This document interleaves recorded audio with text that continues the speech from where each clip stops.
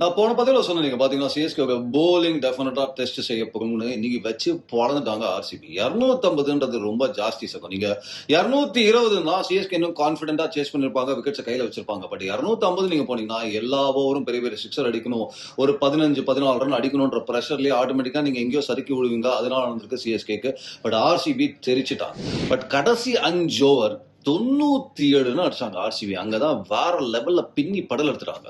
In fact 11 sixer 4 boundary. அப்ப 30 பந்துகள்ல போடப்பட்ட 30 பந்துகள்ல 11 sixer 4 boundary அடிச்சிருக்காங்க அப்படின்ற போது மேட்ச் நம்ம கையை விட்டு டோட்டலா போயாச்சு. இந்த 3 மேட்சும் உதவாங்கிருக்காங்க சிஎஸ்கே அப்படின்ற போது எதெல்லாம் உங்களுக்கு பேக் ஃபயர் ஆகுன்னு நீங்க பாத்தீங்கன்னா, ஃபர்ஸ்ட் மேட்ச்லேயே தெரிஞ்சு போச்சு போலிங் டெஃபரட்டா ஒரு ததிங்கினத்தவங்க தான் இருக்க போகுது அப்படின்றது நம்மளுக்கு தெரிஞ்சு போச்சு. செகண்ட் என்னன்னு பாத்தீங்கன்னா, டெஃபினட்டா வந்து இந்த சஞ்சு அண்ட் ருத்து 6 இன்னிங்ஸ் சோஃபர் ஆயிருக்கு. அந்த 6 இன்னிங்ஸ்ல இண்டிவிஜுவலா ஒரு 50 கூட பதிவாகல அப்படின்றது இன்னொரு செட் பேக். இன்னொன்னு கேப்டன்சி நம்ம பாக்குறோம். டெஃபினட்டா ருத்ராஜ் இன்னைக்கு ஒண்ணுமே இல்ல. பட்டிதாரோட கேப்டன்சி பாருங்க. சிவம் தூபே அவுட் ஆனதுக்கு அடுத்த ஓவர் சுயாஷ் சர்மா எடுத்து வந்தார் லெக் ஸ்பின்னர். அது வரைக்கும் கண்ணிலே காமிக்கல, உள்ளே கூப்பிடல, இம்பாக்டா வந்தார் சுயாஷ்.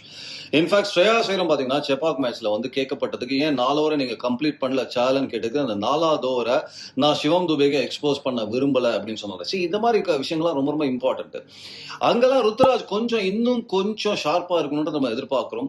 இன்ஃபேக்ட் அவர் வந்து நீங்க டாஸ்லயே பாருங்க, என்ன டீம் ஏதாவது மாற்றம் இருக்கான்னு கேட்டா எந்த மாற்றம் இல்ல, சேம் டீம் ஆடுறேன்னு சொன்னாரு. இன்ஃபேக்ட் இந்த டீம்ல ஜேமி ஓவர்டன் உள்ள வந்திருக்காருங்க. போன மேட்ச் அவர் ஆடவே இல்லை. இதுவே எப்படிங்க கேப்டனா நீங்க மறப்பீங்க? இன்னொரு விஷயம் என்ன சகோ, லெஃப்ட் ஹேண்டர்ஸ் இது வரைக்கும் வந்து சிஎஸ்கே லெஃப்ட் ஹேண்டர்ஸ்க்கு எகெயின்ஸ்டா 130 பந்து போட்டிருக்காங்க. அவங்க கிட்டத்தட்ட 230 இந்த மேட்ச் கூட தேவ்தத் படுக்கல் தான் அந்த மொமெண்டம் ஷிஃப்ட் பண்ணார் ஆர்சிபி பக்கம் அப்படின்ற போது முதல் மேட்ச் வைபவ் சூரியவன்சி, எஸ்எஸ்வி ஜெய்ஸ்வால், அதுக்கப்புறம் பிரியான்ஷ் ஆர்யா, இப்ப பாத்தீங்கன்னா தேவ்தத் படுக்கல் அப்படின்ற போது இவங்களுக்கு எகெயின்ஸ்டா இன்னும் ஒரு பந்து கூட ஆஃப் ஸ்பின்னர் நம்மளால போட முடியல. அதற்கு காரணம் ஆப்ஷன் இல்ல, இருக்கிற ஒரே ஆப்ஷன் மேத்யூ ஷாட். அவங்க நீங்க 11ல ஆட போறதுல இம்பாக்டும் பண்ண போறதில்ல அப்படின்ற போது இந்த ஆஃப் ஸ்பின்னருக்கான ஒரு option completely eliminated for CSK. யோசிச்சு பாருங்க, இன்னும் நிறைய டீம்ஸ் நம்ம ஆடணும். எஸ்ஆர்எஸ்லாம் நீங்க ஆடணும் அப்படின்ற போது டாப் 3 எல்லாம் லெஃப்ட் ஹேண்டர்ஸ் தான் வச்சிருக்காங்க. இல்ல டெல்லியோட ஆடினீங்கன்னா கூட நிதிஷ் ராணா, டேவிட் மில்லர் இந்த மாதிரி லெஃப்ட் ஹேண்டர்ஸ் எல்லாம் இருக்காங்கன்ற போது நம்ம கிட்ட ஆஃப் ஸ்பின்னர்ஸ் இல்ல. அப்படி ஒருவேளை நீங்க மேத்யூ ஷாட் ஆடினாலும் போலிங் தர மாட்டேங்கிறீங்க. சர்ஃபராஸ் கான் ரொம்ப நாளா பேட்டிங் ஆடலாம். அந்த பையன் பிரசாந்த் வீர் இன்னைக்கு கொஞ்சம் ஒரு 40+ ஆடி ஒரு நம்பிக்கையை கொடுத்திருக்காரு. அந்த பையனுக்கு இன்னைக்கு எல்லாரும் போலருமே அடி வாங்குறாங்க அப்படின்னு போது இன்னைக்கும் அவருக்கு ஒரு ஓவருக்குள்ள ருத்ராஜ் கேக்வாட்.